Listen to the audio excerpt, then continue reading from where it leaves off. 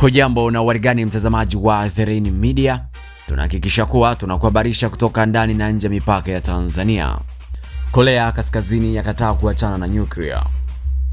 Korea Kaskazini imesisitiza kuwa hadhi yake kama taifa lenye silaha za nyuklia haiwezi kubadilishwa, huku ikikataa wito mpya wa kuachana na gara lake la silaha hizo.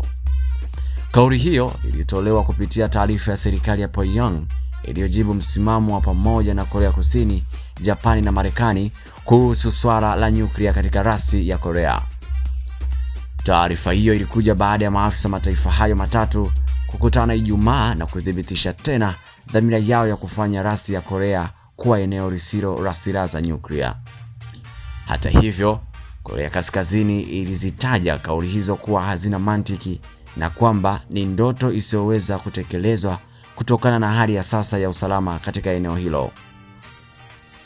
Pyongyang pia ilisema kuwa mauzo ya mifumo ya silaha za Marekani kwa Korea Kusini na Japani yanaendelea kuchochea juhudi zake za kuimarisha uwezo wa nyuklia. Korea Kaskazini imeongeza kasi ya maendeleo ya silaha zake za nyuklia katika miaka hivi karibuni, hasa baada ya mazungumzo yake na Marekani kuvunjika mwaka 2019 bila kufikia makubaliano. Korea Kaskazini inakuwa miongoni mwa mataifa makubwa duniani yenye uwezo wa silaha za kivita ikiwemo silaha za nyuklia. Endelea kuwa nasi The Rain Media kwa taarifa mbalimbali kutoka ndani na nje mipaka ya Tanzania, na utazidi kuwa kwanza kupata habari zetu kibonyeza alama ya kengele.